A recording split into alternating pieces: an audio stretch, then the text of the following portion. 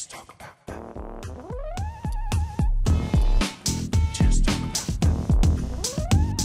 that. Okay, looks like we're good to go. So, ladies and gentlemen, my name is Sean from The Sean Ward Show. And I am Jason from Make 'em Laugh Films. How you find people doing today? I think you guys are a little bit tired out from the weekend, so we're going to try that just one more time. I said, how are you guys doing today? That's what we like. like I like the energy from this guy. Yes. I like the energy from everybody, but this guy especially. Now, we're here to talk about our experiences on YouTube, with YouTube, doing YouTube.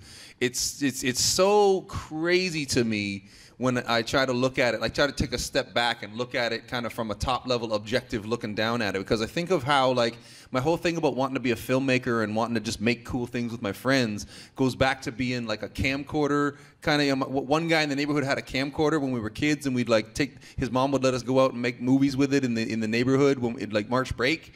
And so I used to think that I wanted to be a movie maker when I grew up, only because I loved making those movies with my friends in the neighborhood so much. It was so fun, and the movies that we made we thought were so fun. I mean, they're stupid, but like we thought they were so funny. But it was just so satisfying to make them, and we loved doing it so much. So I thought being a movie maker was just like what I had to get into to be able to do more of that. Years go by, and this thing called YouTube gets invented, and now here we are literally, we're just those same kids making movies in the neighborhood, grown up, but doing basically the same thing, only now we can put them online and people can watch them and they can get like ads put on them and we can like start a business out of it and whatnot. It's literally a dream come true. I love it so much. I'm having more fun than I've ever had doing anything in my life with this thing. And I don't want to speak for Jason, but I think your sentiments run in the same direction. Very similar course for me. When I was a kid, my dream job was to become an actor and a director. I would spend all my free time putting on costumes and acting out scenes from popular superhero movies, mainly Batman stuff. Fast forward to about 22, 23 years later, I'm doing the same exact thing, but just on a much larger scale now. I got into YouTube pretty much through a film and video club at my college, and pretty much didn't look back. Started out with a Dark Knight parody, met a bunch of like-minded creative people throughout the years at conventions, like this fine gentleman to my side over here. And yeah, we just parody all the Marvel and DC superhero content, and we're here to talk to you about our success stories and making that happen. Yeah, so we know that there's a lot of people that have a lot of questions about YouTube, both about how to get going with it, as well as to do with some of the finer points around like the changes that have been happening to the platform the last few years, things we've heard in the news about demonetization and certain kinds of videos, certain kinds of channels not being allowed to thrive and whatnot. So if anybody has any of those questions, we definitely want to take all of those questions. But we're also very happy to sort of share our experiences, and then if you have questions along the way, you can just put up your hand. But just right out of the gate, does anybody have any questions that they want us to address like right out of the gate? Oh, yeah, okay, first. Here we go. Okay, so with the algorithm changes, have you ever noticed your channel's monetization being like... Content. Yeah, so sometimes a video of ours will get flagged for content because the algorithm, it searches for buzzwords that are like attached to like violence or fighting and stuff. And like we sometimes do like superhero brawl videos. I know that one of your videos, the Green Goblin kidnaps Mary Jane. Like videos like that'll sometimes mistakenly get flagged for, you know, excessive content or violence and then demonetized. And it's kind of a pain. There's an appeal process, and I've been fortunate to have some of those content type of disputes like resolved from the appeal process. In your favor? In my favor, yeah. I've never had one of those appeals resolved in my favor. Never. So I don't even bother appealing anymore, because one time I didn't appeal, and about 2 months later, just that having been flagged just went away. So yeah, so I don't even bother with that manual review anymore. But that whole thing that you were just asking about the algorithm affecting the monetization, are you talking more in terms of what he's mentioning about like certain buzzwords or certain kinds of thumbnails getting flagged? Or are you talking about the search and suggestion algorithm? Okay, well, yeah, well, the new stuff that they've brought out in terms of, you know, trying to have machines, robots, scrub the content and find stuff that might be inappropriate. YouTube's, I mean, here's the thing with YouTube. They act like this very conservative, old, stodgy conservative kind of company in a lot of ways, even though they're like very new and they kind of hold all the cards. So what happens is there's some kind of controversy that people like to turn into a big controversy because there's just, you know, there's now news to talk about, right? So the news people make stories out of nothing. And then companies start being like, oh, well, maybe we're going to take our advertising off of YouTube. So YouTube oh, no, don't do that. We're going to make a whole bunch of new rules to try to please you, Mr. Blue Chip advertiser. Not with no, so it harms a lot of the smaller, because their whole thing is like a scattershot thing. We're just going to go way too far with how we police this stuff, and then we'll figure it out as we go and reel it in as we go. But then what happens is, I just saw a study a little while ago that when these YouTube controversies happen, the companies that say they're going to stop advertising on YouTube, and YouTube makes all of these changes to try to please them, it's not the companies that place these ads. The companies work with agencies that place these ads. And so there's so much money moving around and so many people involved that it takes, this report was saying, 2 weeks for those ads to be right back where they always were. But the landscape of YouTube has changed because they had this knee-jerk reaction to stuff. It's sometimes a pain in the butt, but I mean, we've had to take to really trying to put a real emphasis and focus on like the kinds of images that are in our thumbnails, the kinds of words that are in our tags and in our titles and this kind of thing. It's a bit of a pain in the butt, to be honest, but you know, you do what you can to try to navigate it and understand the trials and the tribulations that YouTube is growing through, and do what you can to try to keep thriving. Yeah. And I'm fortunate enough to be part of a network that has an optimizer for titles of the videos as well as buzzwords, the tags. So it has this optimizer where it automatically has suggested tags. So it kind of keeps up with the algorithm. And then it has like a star system, essentially. 5-star being the strongest tag combination and title combination and description that you can have. So it kind of guides you through that and gives you suggestions to kind of counter that algorithm. All right, let's keep it moving with this question right in the front right here. Well, talking about apocalypse, everyone is talking about it, but I noticed with the new rules, what do you think about 400 hours of content to get started for content to get monetized, when you used to be 3 years into YouTube, you had to get monetized, and I'm just really not happy with this. I love that question, and the reason why is because people like you who have nothing to worry about. People saw that and they said, "Well, how could YouTube do this to all of these, you know, small creators? It's really hurting small creators." But here's the thing: YouTube doesn't pay you until they owe you $100. So if you make $10 in a month, they'll hold on to it, and then it'll just keep adding up month by month. And once they owe you more than $100, they'll send you a check. So what they're talking about for the threshold, you wouldn't have made $100 yet anyway. So you're not talking about you're not talking about money that's going to affect your like living standards, you know what I mean? And if you're thinking that you're missing out on that $100, but it's also like you wouldn't have been getting that money all along anyway, right? So it's actually a lot less to it. And this is another example of what I'm talking about, how the media loves, because YouTube is new and it poses a threat to traditional modes of distribution that people have literally billions of dollars wrapped up in the world's biggest corporations with the smartest people working at them. YouTube is a threat to all of that. So there's a vested interest in the news media pushing stories that make YouTube look bad or make it look like YouTube's this fly-by-night thing that's not going to last.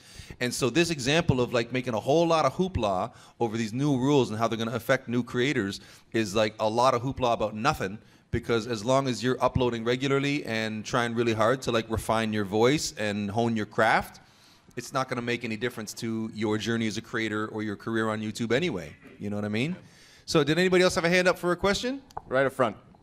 Do you have any tips to starting like a YouTube channel? Yeah, just go with an idea that you're passionate about, whether it be a parody, a sketch, a music video. Just put the content out there. It doesn't have to be perfect right away either, because you'll hone your craft and get better with every single project that you do. But make sure that it's a project that you're really passionate about to kind of define your direction then, to give your audience then that you build a taste of where you're going to be going. And then have that consistency, but also feel free to explore.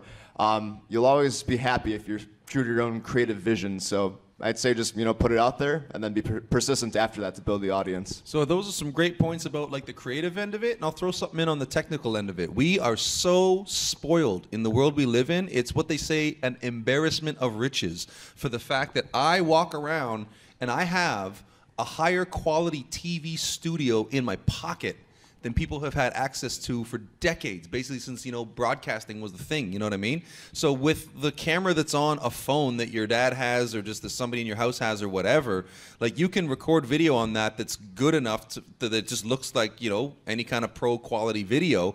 And you'd be surprised at, a lot of people, they don't get going because they think they need nice lights. Oh, I don't have a nice sound. I don't have a nice place to shoot in, blah, blah, blah. But it's just little things you can do, like sit by the window when it's bright outside so the light's coming in and hitting you on the face, and just make sure that the microphone, if you're just using the microphone that's on the camera, have it closer as opposed to on the other side of the room. Like those kinds of little things that you can do to just give it a little bit of, it looks better, it sounds better, this kind of thing. But you would be surprised at the degree to which just getting going with it and doing a lot of stuff, what that'll cover for in terms of not having the quote-unquote best camera, the quote-unquote best microphone or lights or whatever, you know what I mean? So yeah. Any other questions out there? Okay, well maybe you guys will come up with some questions as we start telling you kind of our journeys, because our journey is, our journey kind of like dovetails in together. He was making videos as part of an AV club in college at the same time as I was up here in Toronto, just trying to figure out what I was going to do as an artist. I had a job on a TV show, and kind of, I like to say it, that I got chewed up and spit out by the entertainment machine. And I'm sort of wondering, what's the next, thing that I'm going to be. So I was kind of doing a daily vlogging project and then putting kind of produced comedy shorts on a different channel. And one of the videos that I made was a Batman kind of prank video that I did in the streets. And I put it up in February of 2012. And it just, for whatever reason, these things that just happen that you can never predict or plan for, it caught the media, the zeitgeist, the news cycle, whatever, went crazy viral, did 1 million views in a week. It was on the news. We were doing interviews with people in like news outlets in Japan and places like this. It was crazy. So one of the people kind of out there in the world, so I'm up in Toronto, make this video, and then down in near Chicago on a university campus is a guy who makes videos on a YouTube channel, and he sees that video and he makes a response video called Joker's Night Out, which is this guy. So we didn't know each other yet. So I saw that video. Oh, it's a good video, and this dude's obviously like, he's got the charisma and whatnot. So we reached out to each other and found out, what we're about. And then he came up to Toronto to work on some new videos, and those videos were a success. And that was a big point in knowing that it wasn't about just kind of that one video that I put up went viral. It was a fluke. Once I'd done some more videos and they did well, and then he came up and those collaborations that we did very well, then we knew we were onto something. And so basically from 2013 to now, Jason and I have been making our own videos on our own channels. He's down in Florida now, and I'm up here in Toronto. But whenever we can, we travel together and do a lot of Comic-Cons together, because the videos that we make together always do very, very well, like into the millions of views, right? Basically, every time we go to a Comic-Con and do the Spider-Verse video that we make will go crazy. And yeah, so I went through the whole thing of like doing that Batman video. It goes viral. What am I going to do next? And tried all different things. But because I'm such a superhero fan since I was even younger than him, like, I'll put it to you this way. I didn't have a security blanket or a teddy bear as a kid. I had a little cape that I used to tell the adults to pin around my neck, and wore it everywhere. It came, fluttered out of the bottom of my coat even in the winter. So I've been a superhero fan my whole life. And the videos that I made that were about superheroes just happened to be the ones that did well. So it must be because that's my voice, that's what I'm into, that's what makes sense. So I just stepped on the gas and just leaned full into the superhero thing, and now we've got literally the #1 most watched YouTube channel in the superhero comedy genre, which is pretty badass. We just got to 1 million subscribers just before Christmas, hence the celebration jacket that we just had made. Tell me a little bit about the growth of your channel from Joker's Night Out up to now. Yeah, absolutely. So I started the channel back when I was in college. It all started with a Dark Knight parody. I was just heavily inspired by the impeccable, awesome performance of Heath Ledger's Joker. And you can see the long-lasting impact I'm now doing the lesser Joker, making fun of that. But yeah, pretty much as a full-time college student, working I considered it working like as a second job then, doing the YouTube stuff around the clock then. It's just what I've loved to do. Met a group of like-minded creative actors through the Illini Film and Video Club. Kept filming with them all throughout college, and when I entered the workforce, I'm actually a health administrator by day, as a health director, and then video director by night. Still do that to this day after I relocated to Florida. Met another group of like-minded creative people when I moved down there. I was very fortunate.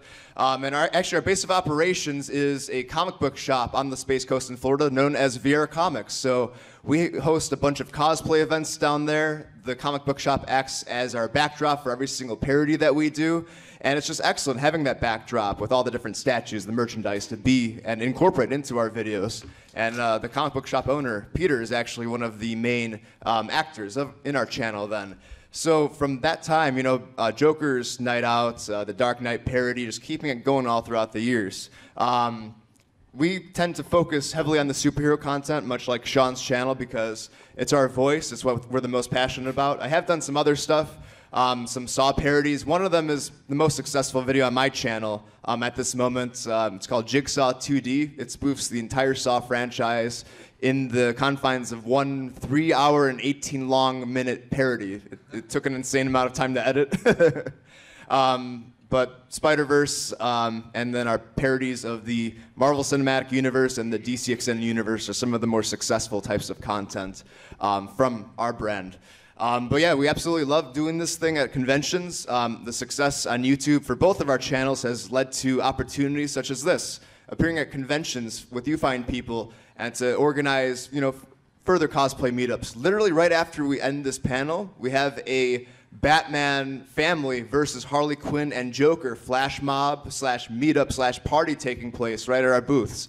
So, you know, how cool is that we get to say that and then bring like-minded people together, like-minded cosplayers for future content. And it kind of just snowballs then into future videos and then future convention guest appearance opportunities then. So what you can extrapolate from this in terms of like learning value, I think, is just that like we're doing superhero videos, and so a lot of people, we've seen people who see what we do and think that it's just as simple as, oh, okay, I'll get hold of a camera and find somebody with a costume and point the camera at that person in the costume, and whatever I record, I'll put online and it'll get 1 million views and go viral. But you're completely missing the point when you see it that way. What I would really prefer you to see and take from it is this idea of having tried a whole bunch of different things, yes, and even continuing to experiment and try a whole bunch of different things. And so we landed on the superhero thing just as the thing that, you know, we're good at and the thing that we like to do and that people like to watch, and it just hits, you know, on all cylinders like that. But for somebody else, it could be cooking. For somebody else, it could be fixing cars. For somebody else, it could be board games. That's the brilliant thing about YouTube and just the online space in general, is that it's almost like the Old West land grab. If you've seen it in movies where, you know, people came from the old world over to America and the land grab where they're going to like go, you know, be the first to grab a steak and now that's their land, right?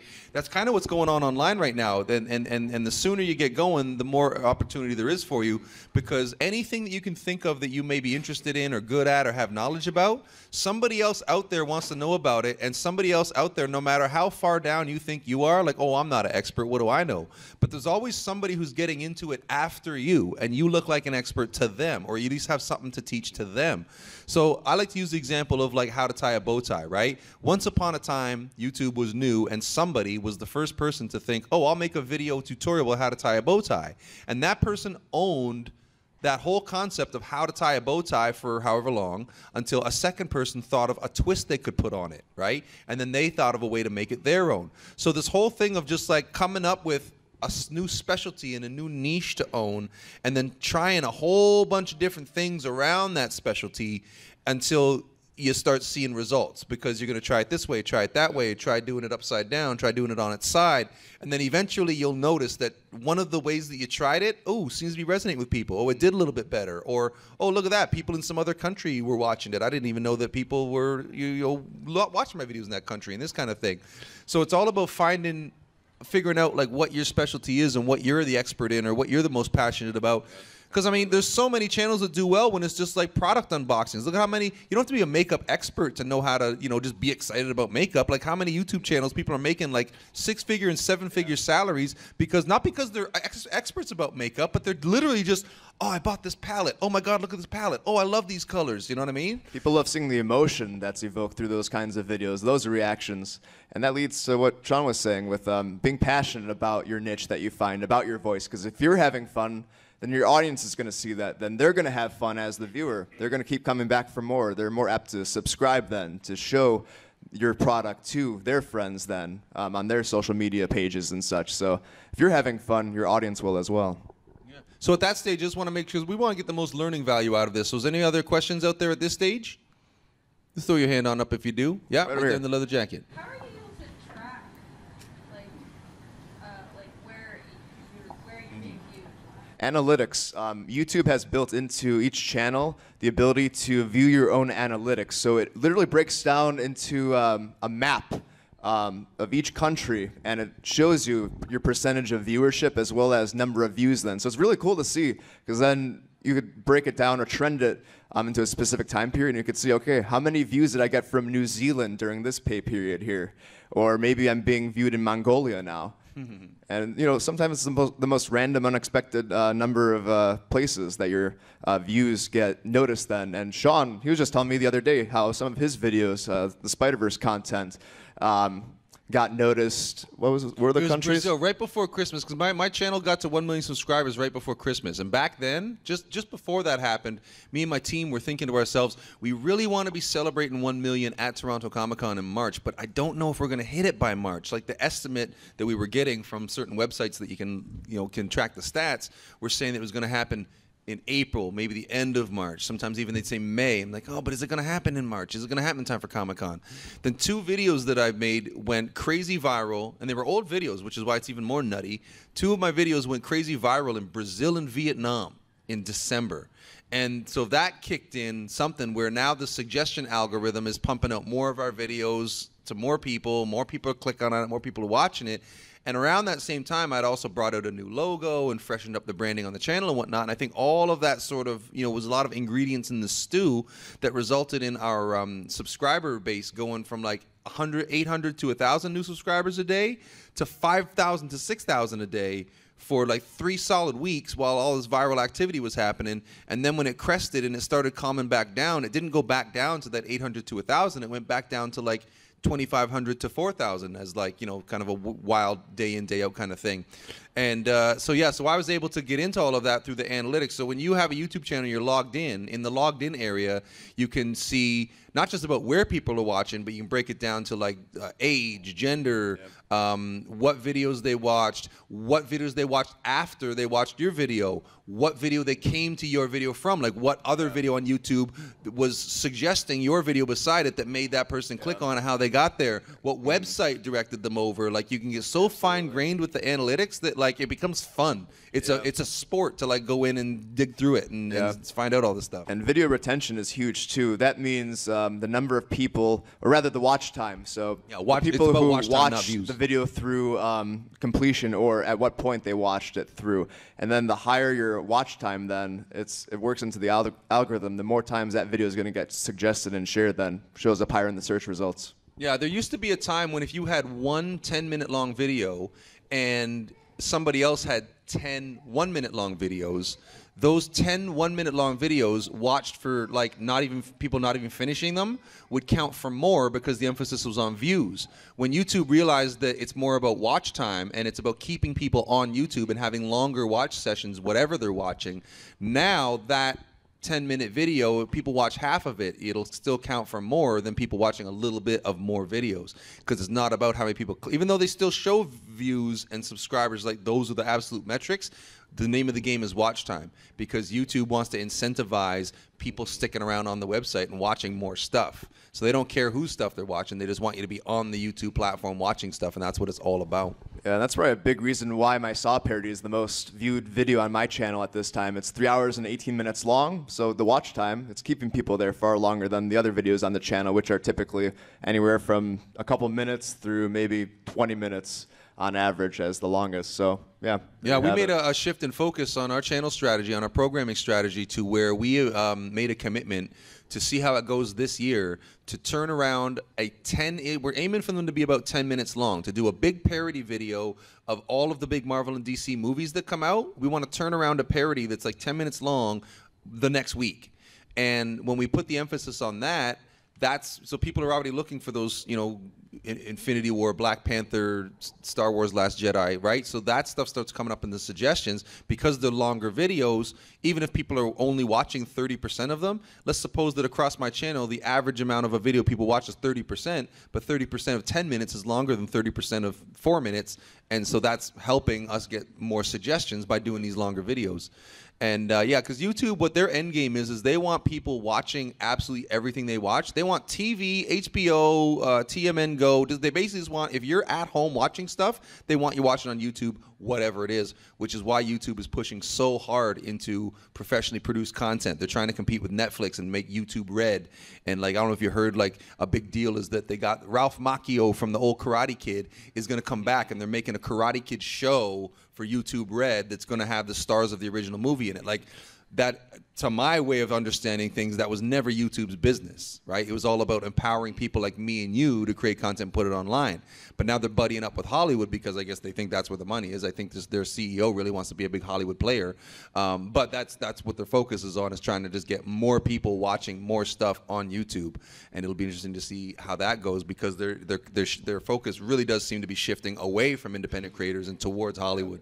Absolutely. We got another question back over here. You mentioned a little earlier some form of a group or a program or something that analyzes your tags, your tag wording, your description, and optimizes it. Can you tell us a little more about that? Yeah, absolutely. So it's a broadband TV network. They have an optimizer where if you're a partner with their affiliate network, you get access to that. So it's an add-on type of program. So you install it with Google Chrome, and then as you're uploading your videos, so you have the basic functions where you could put basic info and then some advanced information like the location. But under basic info, you could put the tags, your video description, your title. But the optimizer takes it one step further then. So it gives you star ratings. It pretty much analyzes what you're putting into the title, the description, and then the tags then. And it compares what it's analyzing your video to be to similar videos that already exist out there. Say if you're uploading a Justice League parody, it's going to analyze other existing Justice League parodies and the tags that they used, and which tags were successful making those videos with higher views, higher retention for the views and such, the watch times. So then it gives you those suggestions for the tags to add to your own, and then you have the option to add all. And then you could even add a few more customized ones, like you could put your, it's usually a good idea to put your own channel name into the tags then, so that all, it links to your other videos that are pre-existing at that time. And then it also encourages you to add the title of your video into the description itself, because it helps the search results as well. Even they suggest titling the file name itself of the video, the actual title that you're going to use for the video on YouTube. So that way it works into the algorithm. It strengthens even further with the search results. Yeah, on my end, with my network, what it does, I don't know if, is it vidIQ or is it built into Broadband's proprietary thing? It's built into it. Okay, because in my network, my network basically provides me access to a paid service that anybody could buy called vidIQ that does a lot of the same thing. So instead of having to pay for it, I get it as part of my membership in the network that I'm with. But yeah, so that kind of thing is a service that you can subscribe to. Any other questions out there? We're starting to get a little short on time. Let's do the hand right over here. When you were in school, how was it balancing like YouTube and your schoolwork? Like, you want to make your video out on time, you also want to study. Well, I'm gonna have to let him answer because I didn't go to college or university, so that one's for this guy. Yeah, it's a challenge sometimes, and it really teaches you effective time management skills. And I think it actually helped me in the long run doing that, and perfecting that. I'm still actually working on it. I wouldn't say perfecting it, but getting much better at it over the years. But it's still a challenge, and I'm still essentially doing the same exact thing because I'm a health administrator. I work 40-hour weeks, and then I come home, and then at night I work on the video stuff, whether we're script writing, I'm meeting up with my crew at the comic book shop to film another parody, or going back to edit. So it could be very challenging balancing work, YouTube, and then my personal life. I have to make time for my wife. I gotta make time for that, and that's been a challenge, especially with the Justice League parody being 35 minutes long. That's the most recent parody that we did. It took many, many hours of editing. So honestly, now I gotta do some shorter parodies now, balance it out a little bit more, because personal life, can't fall by the wayside. So it's just about time management and long-term planning with the videos. Because as I was wrapping up Justice League, I'm like, okay, well, I have these shorter videos I'm filming at Toronto ComiCon. They shouldn't take as long to edit. These flash mobs that we do, the Spider-Verse flash mob we did yesterday, the Batman versus Joker Harley Quinn flash mob we're doing right after this. Much easier content in terms of editing. That also starts to turn into an issue of programming, right? Programming is a skill. So thinking about, okay, I know that I'm working on this one longer video that's going to take a lot more time to finish, so I'll make it easy for myself by the very next video after that will be a much shorter one that's easier to produce, and that just becomes like, acquiring that developing that skill of programming, which is like its own skill unto itself. Do we have any other questions in the house? Yep, right over here.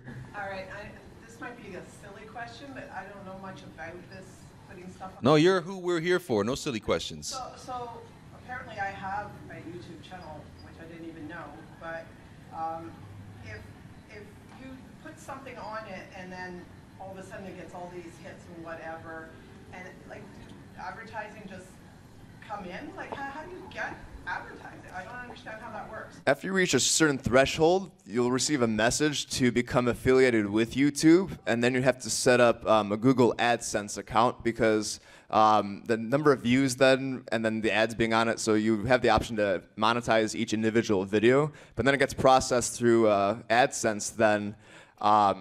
Based on the number of views you accumulate, it works out to a certain percentage of money that you'll receive for that advertising, and then you have the option to connect that to a PayPal account then for payout every month then.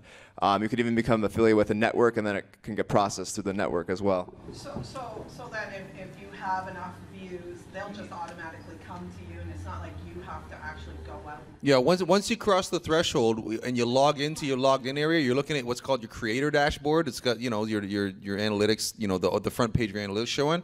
It'll be there's a banner at the top that shows you messages. So like when I crossed 1 million subscribers, that was a little message saying you're eligible to get your 1 million subscribers reward. Click here to claim it, right? So I'm gonna, because they send you a plaque, right? So I've got that plaque coming in the mail. Or so in your case, it would be, we've noticed you've been publishing a long time, and you're now eligible for the YouTube Partner Program. Click here to enroll, and that's how you would get into it that way. I think This thing one time, I think it said that if I don't put something on or something, then I'll lose it. I didn't even know I had one, right? And then I got one of these things that you said that somebody questioned something that was on my YouTube channel, which that's how I found out I had a YouTube channel. So, and I did protest, and they gave it back to me. Oh, wow. Yeah, it was really weird, but that's how I found out. So now I'm thinking, maybe I should do something with it since, right? And why not? Yeah, right. So is there like if you don't put enough stuff on, they will cancel it on you, or it'll just always be there, just not active? I think it would just always be there. You may not get as much viewership if you don't have the new content being pumped out, but if those original videos, if they have significant life enough, they'll always kind of just continue, and then you would still get the percentage. And then as for the threshold, I'm not 100% sure. It might be 1,000 subscribers at this point, because I know that they took away the monetization option for those channels that were less than that. But don't quote me on that, but that might be the most recent update. Yeah, I think it's 1,000 subscribers and 4,000 hours of watch time in the previous 365. I think 4,000 hours of watch time in the previous 365 days. And I think that's the threshold now to be eligible to put ads on your videos and make money off of them. Yeah, and then boom, they'll send you this little notice, and then Yeah. take it from there. Okay. Correct. If you could like dig deep, click in. I don't know where to send you to, but there's somewhere in the logged in area where you can like manually make that request. But if they're not showing it to you, then who knows if you'd even get it, right? Yeah. Any other questions from people? Right up front we'll over take this here. one, and then we'll take the cap over here. So as the parent of somebody who really wants to get into YouTube, what advice do you have on framing the comments that come up? So I'm sure you learn from what people say, but the soul-crushing ones, how do you avoid having those crushed souls? I would recommend, I would honestly recommend that a parent be involved very closely in monitoring that activity, because, may I ask how old you are, my good friend? 10, okay. So you're technically not even allowed to have your own YouTube channel. You're not allowed to have any profile online until you're 13. That's when they figure that you're old enough to have a Facebook page or whatever. But in the case of you being the parent, I would actually highly recommend that you just don't even think about those comments and delete them when you see them. If it's something in the mode of like constructive criticism, sometimes that people just have no tact, but they mean well. But when it's people just literally being for the sake of being delete it and he won't even see it. Like, because I've got a lot of people who work on my channel, and because we're doing superhero things, sometimes the girls are wearing costumes that are like, you know, a little more revealing kind of thing. And so somebody will try to be a troll, and they're saying horrible things in the comments. I don't want them to see it. I don't engage with it or nothing. I just delete it. Now they don't have to see it, and now that person knows that they're not going to, because people just want to get a rise out of you, right? Yeah. There's this whole thing that sucks that's in people, where deep down we don't want people to succeed, because deep down we've all got that fear of abandonment. So we don't want to see people get successful. It's okay if they're already successful when we find out about them, because then it's this whole like celebrity thing, and it plays into that, you know, we need something to worship that's just in our DNA, right? But there's something about watching people get successful that triggers that thing, that abandonment issue thing, because then the person, even if we don't know them, it triggers this weird thing. So haters are trying to like get you to stop doing what you're doing. They're trying to discourage you so you'll stop doing it, so that you won't do better, and so in their mind make you look bad because you didn't do well, and when well, because then you could have as well, right? So once you start understanding like that kind of the psychology aspect of it, and understanding the degree to which it's really something to just be like brushed aside like lint, you'd probably be doing a good favor for this young man to just like be involved in that activity and help police that stuff, and then he doesn't have to deal with it, he doesn't have to see it, and then if he does see it by accident, you can talk about it and this kind of thing, and that's just where parenting comes in. But I think if you're really involved in it, it could be very, it could be healthy to have an outlet. It could be healthy to have a thing that you're both doing together. But also, like, I'm so jealous of you, dude, because if you're trying to do YouTube now, when I was 10 years old, there was no such thing as YouTube. Like I said, we're making our little camcorder movies. We couldn't show them to anybody unless we like brought them to our house and put the thing in the player. You know what I mean? Like the tape or the DVD or whatever. But for you to have so much time to be able to try things, experiment with things, see what you like, figure out who you are, figure out what you want to talk about, and have all of that time to get good, get knowledgeable, get talented, build an audience.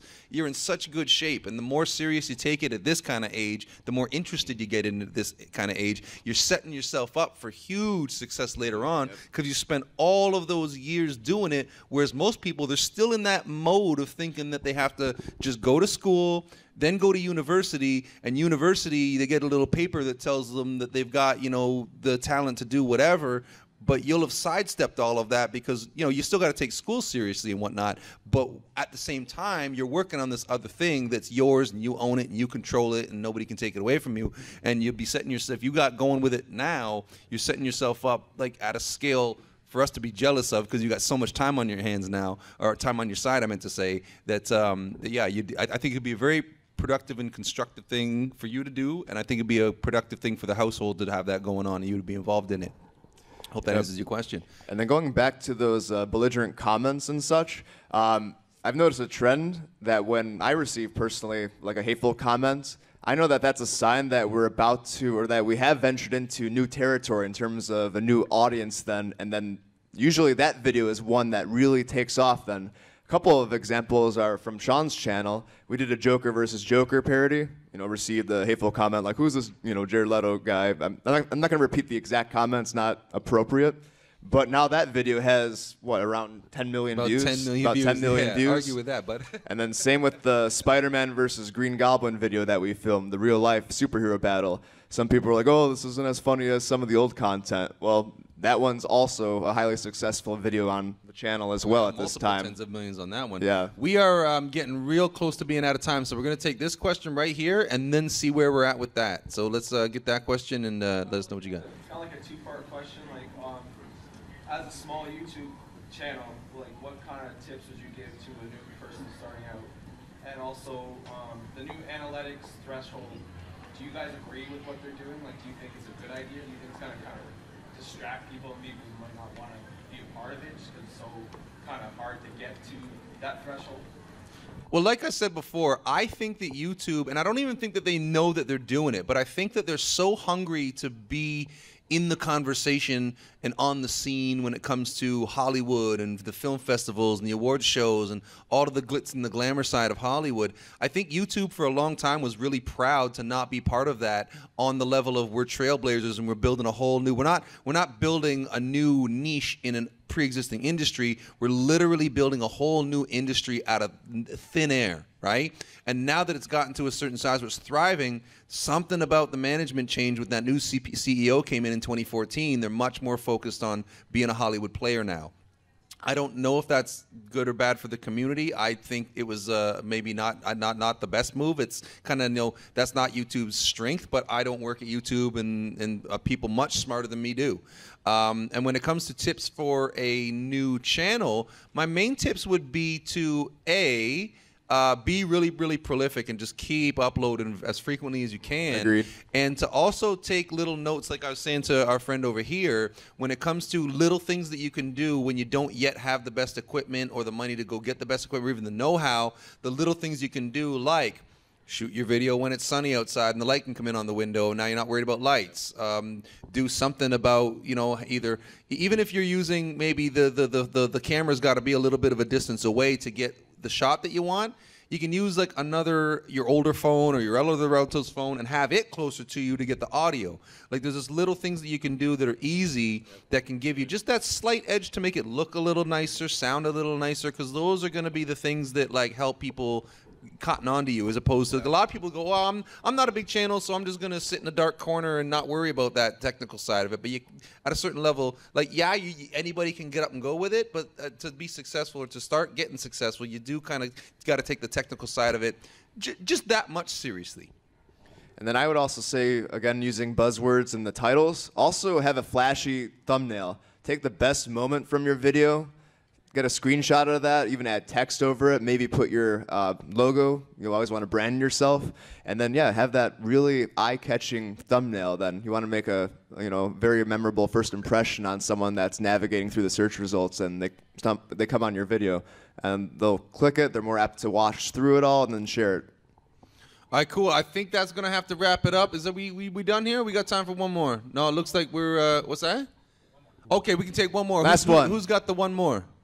Well, maybe that was the last one.